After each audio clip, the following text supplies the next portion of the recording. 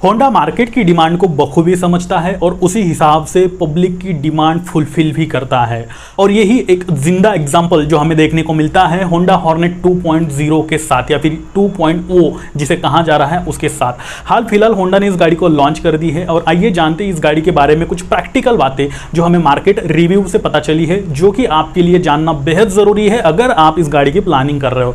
तो सब कुछ जानने के लिए बने रहे मेरे साथ। मैं हूं चेतन पाटिल और आप देख रहे हैं आस्क ऑटो गुरु। अगर बात कर ली जाए इसके लुक की, तो लुक वैसे भी एक सब्जेक्टिव मैटर होता है। आप लोग मुझे बताना आपको इसका लुक कैसा लगता है। जब बात आती है इसके बिल्ड क्वालिटी की, यानी कि जो मजबूती की, तो देखो जो पहले होंडा हॉर्नेट BS4 में आया करती थी जिसे 160R कहा जाता था, उसके मुकाबले कुछ हद तक ज्यादा इंप्रूवमेंट इस गाड़ी में देखने को मिलती है। खासतौर पर जो फ्यूल टैंक के ऊपर प्लास्टिक लगाया मिल रहा है और जो रियर में प्लास्टिक यूजेस है वो कहीं ना कहीं इंप्रूवमेंट इस गाड़ी में दिखती है।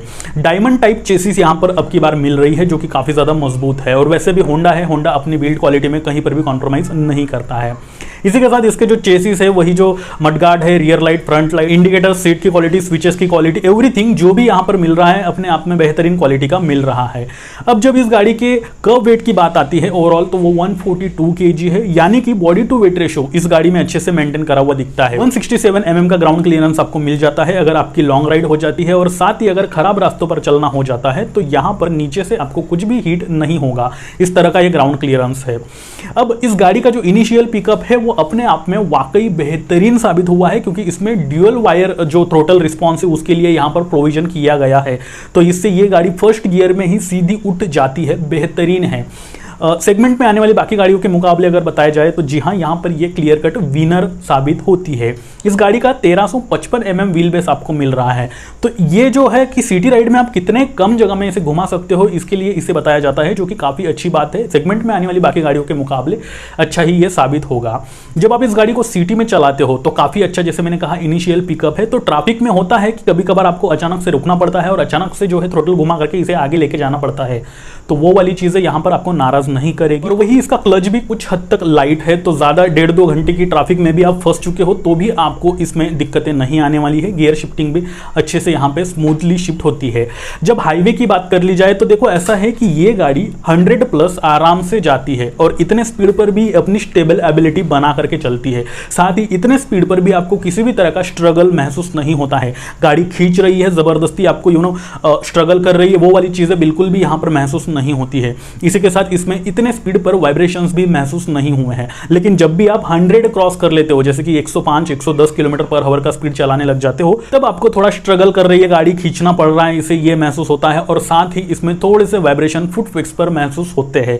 तो ये पॉजिटिव निगेटिव दोनों पॉइंट्स में अपन कैलकुलेशन इसका कर सकते हैं। इसकी ओवरऑल जो हैंडलिंग है उसे और भी बेहतर बनाते हैं इसके ट्यूबलेस टायर्स, और इनकी कैपेसिटी भी अच्छी है, रोड ग्रिपिंग भी काफी अच्छी है, कॉर्नरिंग भी ये काफी अच्छे से आपको सस्टेन कर लेती है। अगर रास्ते ज्यादा गीले हैं, फर्स्ट टाइम बारिश गिर चुकी है, तो ऐसे में थोड़ा सा आपको प्रॉब्लम हो सकता है, लेकिन फिर भी कॉर्नरिंग के टाइम आपको एक कॉन्फिडेंस ये गाड़ी दिलाती है।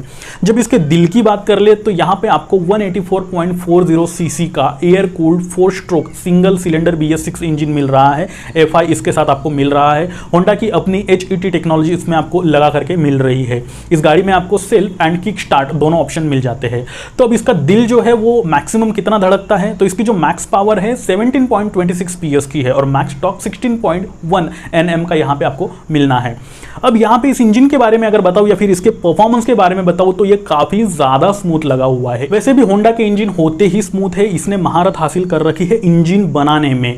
और एक ई व्हीकल यानी कि एक इलेक्ट्रॉनिक बाइक आप चला रहे हो, इस तरह का कुछ आपको महसूस होता है। 100 जैसे मैंने पहले कहा कि 100 km/h का स्पीड भी आराम से अचीव कर लेती है। ऐसे में भी इंजन के अंदर किसी भी तरह का नॉइस आपको महसूस नहीं होगा। इस गाड़ी में आपको 5 स्पीड गियर बॉक्स मिल रहा है। अब यहाँ पे ये थोड़ा सा मिड साइड में आते हैं, यानी कि ना ज्यादा सॉफ्ट है और ना ज्यादा हार्ड है। थोड़ा टाइम पहले मैंने कहा तो ये स्मूथली शिफ्ट होते हैं, लेकिन थोड़ा सा आपको प्रेशर लगाना पड़ता है। ओके सा जो परफॉर्मेंस है अपन यहाँ पे कह सकते हैं। थर्ड और फोर्थ गियर का इसमें ये कॉम्बिनेशन इस तरह से बनाया होंडा ने, पता नहीं क्या मंत्र फुक्कर मारा है। लेकिन अगर थर्ड फोर्थ गियर में भी आपकी गाड़ी है तो भी आप 20 से लेकर 25 km/h का स्पीड चला सकते हो। नॉर्मली गाड़ियों में होता है कि कम यानी कि मैक्सिमम गियर में कम स्पीड पर गाड़ी चलाओ तो आपको इंजन के अंदर गियर बॉक्स बजने लग जाता है, खटखट खटखट आवाज आती है, गाड़ी रुक जाती है, वो वाली चीज यहाँ पर नहीं है। 20-25 किलोमीटर पर आवर का स्पीड भी आप इसके 4th या फिर 5th गियर में अचीव कर सकते हो। यानी कि आपको अगर लंबी राइड में आप जा रहे हो तो ट्रैफिक में भी हो आप, नॉर्मल ट्रैफिक में, तो आपको बार बार गियर उतारने की चढ़ाने की जरूरत नहीं है। एक लंबा सा जो कैलकुलेशन है वो करके रखा है स्पीड के मामले में इस इंजन में, तो ये एक पॉजिटिव पॉइंट अपन यहाँ पे पकड़ सकते हैं। तो उस हिसाब से ये काफी अच्छी पुलिंग पावर अपने आप में रखती है। चाहे आप 2 बंदे बैठे हो, हट्टे कट्टे बंदे हो, आपका वेट चाहे अच्छा खासा ही क्यों ना हो, तब भी ये गाड़ी बड़े से बड़े चढ़ान पर आपको अच्छे से चढ़ा करके लेके जाएगी। अब जब आप 100 के ऊपर जाते हो तो थोड़ा स्ट्रगल जरूर करेगी। अब इस गाड़ी की जो हाइट है यानी कि सीट हाइट है वो 800 mm की लगभग है। वैसे कैलकुलेशन अभी तक नहीं हुआ है और ना ही स्पेक शीट से पता चला हुआ है, लेकिन लगभग 800 के आसपास है। तो ऐसे में अगर आपकी हाइट 5.5 फीट है तो फिर आप इस गाड़ी को आराम से चला सकते हो। उससे ज्यादा है तो डेफिनेटली आप चला पाओगे। 5.4 फीट है या फिर उससे नीचे है तो थोड़ा सा आपको एक पैर नीचे आएगा, दूसरा आने में दिक्कतें आएगा, वो वाली चीज हो सकती है। अब सीटिंग पोजीशन यहाँ पे काफी बेहतरीन है, सिटी राइडिंग में भी काफी अच्छी है और वही हाईवे पर भी काफी अच्छी है। थोड़ा सा आपको आगे झुकना पड़ता है, वैसे स्पोर्ट सेगमेंट में आने वाली गाड़ियों में से एक गाड़ी है तो जी हाँ आपको थोड़ा झुक के ही चलना पड़ेगा। वही पिलियन के लिए ये इतनी ज्यादा अच्छी साबित नहीं होती है, कहीं ना कहीं यहाँ पर ये नेगेटिव पॉइंट है। अब अगर आपके साथ पिलियन सिंगल साइड बैठ रहा है यानी कि दोनों पैर एक साइड में करके, घर में लेडीज है, पापा है, मम्मी कोई है, तो उनके लिए थोड़ी सी प्रॉब्लम क्रिएट कर सकती है। लेकिन डबल सीट है और दोनों साइड में पैर करके बैठ रहे हैं कोई भी अगर पिलियन है तो वहां पे ज्यादा दिक्कतें नहीं आने वाली है लॉन्ग राइड पर। अप साइड डाउन फोक और रियर में मोनोशॉक सस्पेंशंस मिल रहे हैं जो कि मैं कहूंगा ठीक ठाक से अपना काम निभा लेते हैं। इतना ज्यादा सॉफ्ट जो है एबिलिटी का एहसास आपको नहीं दिलाएंगे और ना ही ज्यादा हार्ड है। वही आप जो मोनोशॉक सस्पेंशन से कुछ हद तक आपके हिसाब से एडजस्ट कर सकते हो, तो वो चीज यहाँ पे हो सकती है। फिर भी अगर लॉन्ग राइड पे आपको जाना पड़े, 3-4 घंटे कंटिन्यू चलाना पड़े, तो हो सकता है आपके पीठ में, कंधों में दर्द हो जाए। इस गाड़ी में आपको सिंगल चैनल ABS मिल रहा है और डबल डिस्क यानी कि 2 डिस्क ब्रेकिंग सिस्टम इसके गाड़ी में आपको मिल रही है। तो ये ब्रेकिंग जो है सिस्टम काफी अच्छा है। 70 किलोमीटर पर आवर तक का स्पीड पे भी आपको काफी अच्छे से जो है कंट्रोल कर लेती है। लगभग 5-6 मीटर का डिस्टेंस वो रोक लेती है, उतने डिस्टेंस में आपको। तो ब्रेकिंग सिस्टम के मामले में आपको ये नाराज नहीं करने वाली, चाहे बारिश के दिन हो चाहे अदर सीजन हो। वही इसमें आपको हजार्ड लाइट का एक ऑप्शन मिल रहा है, यानी कि अगर ज्यादा बारिश गिर रही है तो आप जो है चारों इंडिकेटर्स एक साथ लगा करके चल सकते हैं, ताकि आपको आइडेंटिफाई कर सके पीछे वाला आगे वाला कि कोई गाड़ी भी है, 2 व्हीलर है, वो चल रही है। एक्सीडेंटल केस में से आप बच सकते हो इस फंक्शन की वजह से।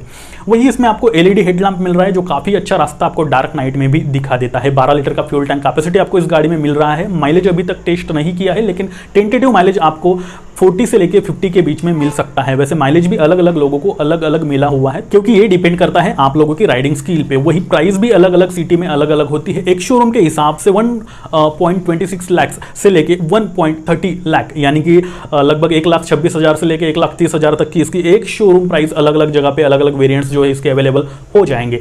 आप आपके नजदीकी शोरूम पर जाकर इसकी ऑन रोड प्राइस आपके सिटी में कितनी है वो पूछ सकते हो। जब होंडा के सर्विस नेटवर्क्स की बात आती है, आफ्टर सर्विस की बात आती है या फिर स्पेयर पार्ट अवेलेबिलिटी की बात आती है, तो ये काफी अच्छी है। लेकिन सिटी एरिया में, रूरल एरियाज में कुछ ही बाइक्स ऐसी है इसकी जैसे होंडा एक्टिवा है और उसके जैसे और भी गाड़ियां जो बहुत ज़्यादा चलती है, उनके स्पेयर पार्ट आपको फ्रीक्वेंटली अलग अलग जगह अवेलेबल हो जाते हैं। लेकिन जब ये नई गाड़ी है हॉर्नेट 2.0, तो इसके स्पेयर पार्ट आपको अभी फिलहाल रूरल एरियाज में नहीं मिलने वाले। इक्का दुक्का कहीं पे मिल गया तो अच्छी बात है, लेकिन अगर आप सिटी में रह रहे हो तो वहाँ पे होंडा के शोरूम जगह जगह पे आपको अवेलेबल हो जाएंगे, या फिर किसी भी लोकल मैकेनिक के पास भी आपको इसके स्पेयर पार्ट अवेलेबल हो सकते हैं। और वही वन टाइम मेंटेनेंस कॉस्ट यानी सर्विसिंग कॉस्ट 350 से लेके 500 रुपए के बीच में आपको इसकी आने वाली है। वैसे अगर कोई अलग से आप स्पेयर पार्ट चेंज करोगे तो उसकी ऑब्वियसली अलग से कॉस्ट लगेगी। मोरल की बात कर ली जाए, क्या आपके लिए ये गाड़ी बनी है, या फिर किन लोगों को इस गाड़ी को खरीदना चाहिए और किन लोगों को इसे अवॉइड करना चाहिए और क्यों खरीदना चाहिए?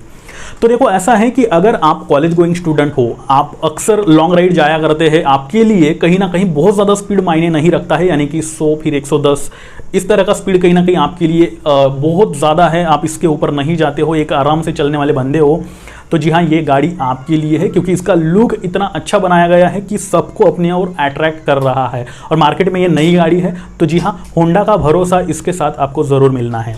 फाइनल डिसीजन तो आप ही का रहेगा। मैं तो बस यहाँ पे प्रोज और कॉन्स, फायदे नुकसान सारी चीजें बता सकता हूँ। इसी के साथ अगर आप चाहते हो कि आपके कार और बाइक से रिलेटेड सभी सवालों के जवाब आपको एक ही जगह पे अवेलेबल हो जाए तो ये चैनल सिर्फ आपके लिए है, इसे सब्सक्राइब करना ना भूलें। वहीं अगर आपने मुझे अभी भी इंस्टा और ट्विटर पर फॉलो नहीं कर रखा है तो उसकी भी लिंक मैंने नीचे डिस्क्रिप्शन में दे रखी है। आप वहां पर जाकर मुझे फॉलो करके आपके अगर कुछ अर्जेंट क्वेश्चंस है तो पूछ सकते हो, आपको जवाब मिल जाएगा।